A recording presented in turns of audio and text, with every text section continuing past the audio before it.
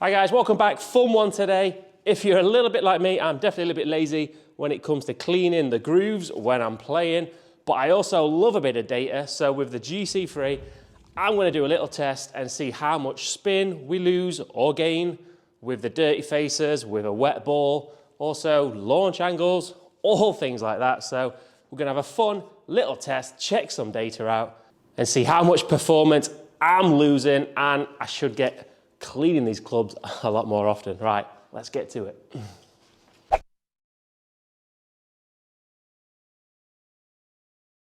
Right guys, so for the test, I'm just going to hit my 54 degree, looking to chip around 100 yard. Definitely mud all in the grooves. This is with the dry ball.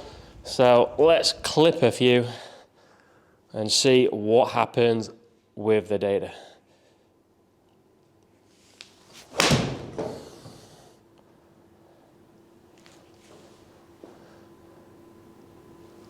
All right, first shot, spin numbers, definitely interesting, but we'll go through the data fully at the end. So let's clip a few more.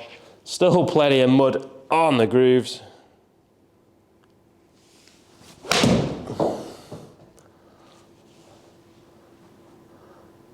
Couple more. I was clipped. Felt that go up the grooves.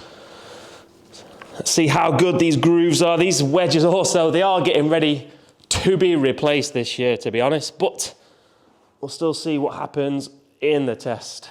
One more with the dry ball and the muddy grooves. Come on.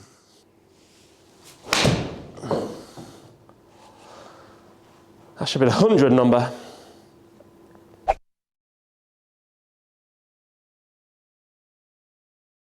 Right guys, test two. So we're going to keep the muddy face, but we're going to add the wet ball. So when we're out on the course, don't clean the clubs and there's moisture on the ball.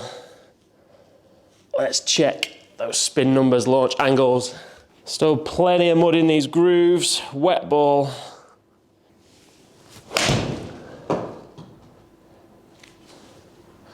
Still a line ball. Controlling that face well, but wow. Spin numbers, I'll show you in a bit, but wow. Another spray, still mud all in these grooves. We are using a premium ball as well here, so with the lower end balls, what a slightly low spinner, I can see these numbers dropping even further, right? Again, whew. All right, one more. Definitely a wet ball. Luckily it's placing in fairways in the winter here in the UK, but in the rough, I can see why we get a few flyers out here. Right, one more clip. Struck it nice. A little bit more spin on that one. All right, back in the mode guys, better go clean this club, so on to the next test.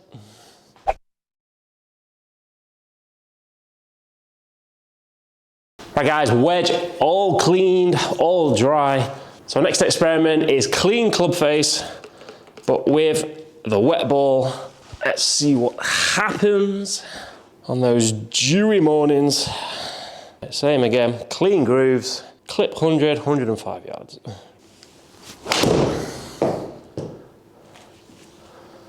Feel the moisture back on the club, but once you've hit it, let's wet them balls. Let's dry that face. Grooves are clean, right.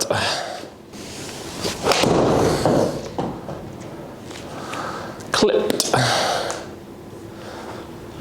101 yards. Last one on here, guys. I'll go through the data at the end, but so the numbers are showing what I thought, but it's always good to go back it up and actually see data for real. Definitely love a bit of tech, love a bit of data. Always want to learn a bit of knowledge. Right, last one.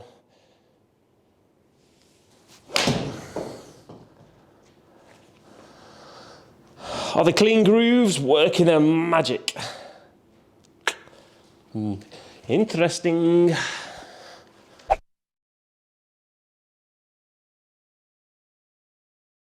Right guys, part 4 of the test, perfect conditions, clean, dry club face, dry ball, so perfect golf conditions. Let's see what those spin numbers are with this.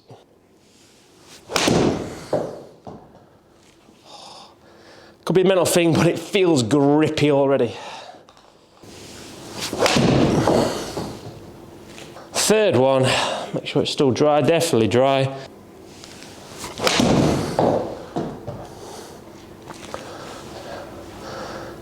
Right guys, that's the test done. Time to go check the data. As my little boy would say, as he loves a bit of science, what is your hypothesis? Let me know in the comments below what we're thinking, spin, launch angles, and we'll go and look at the data now. Right guys, data collected, so let's go check the data out, see how much performance I'm actually losing by being a little bit lazy and not cleaning my wedges properly when I'm playing. So let's check this out. So the first data I was really interested today to check out using the GC3 was the spin. So in terms of spin, definitely a couple of surprising results. So for the dirty club with the dry ball, it was still spinning at just under 9,200. So the clean club, dry ball, perfect conditions, spinning at 9,341. But surprisingly, the clean club with the wet ball was spinning a little bit higher, which I did not expect. The only thing I did see though, a few weeks ago, I saw a Phil Mickelson clip going through all these different carry yardages, and he actually said something about moisture on the club was adding spin. So that's one thing I did not really know. And in terms of spin, the one which I expected, but definitely low, is the dirty club with the wet ball. The worst conditions for the wedge play. Spin jumping to 5,800 with a standard deviation of 1,200. So that shows dirty clubs, wet balls, definitely not going to get much spin out of there. So in terms of spin experiment, a dirty club, a wet ball, definitely a no-no for controlling those yardages in terms of spin. But from the other ones, it shows with the dirty club and the dry ball, it shows that the grooves are still doing the job, and my wedges are getting slightly worn out. So with better, newer wedges, I can see those spin numbers jumping up even higher. So that shows how good the technology in the wedges are now, that even when the grooves have still got plenty of dirt in, still no excuse not for me to clean those grooves, but it shows they are still performing when the ball is in a drier condition. So in terms of launch angle, again, the 3 balls with the 3 spins are very similar. They were launching at between 25, 26 degrees, so nice launch angles there. But the dirty club, the wet ball was actually the highest launch, which for some of you think it's good that it's coming in higher, which I guess with the lower spin actually does help, because you either stop the ball with elevation, trajectory, or spin. So with the low spin, at least it's coming a little bit higher. But it also probably shows that the ball is not having chance to grip onto the club with the grooves, riding up the face, launching too high. So interesting there, which you can see on the graph as well. So there's the blue, or the aquamarine.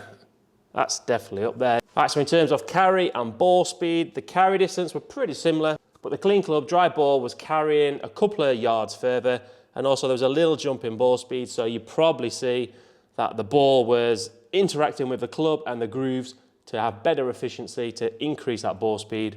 So that's where the extra carry distance, because the spin numbers are the same, the launching is pretty much the same.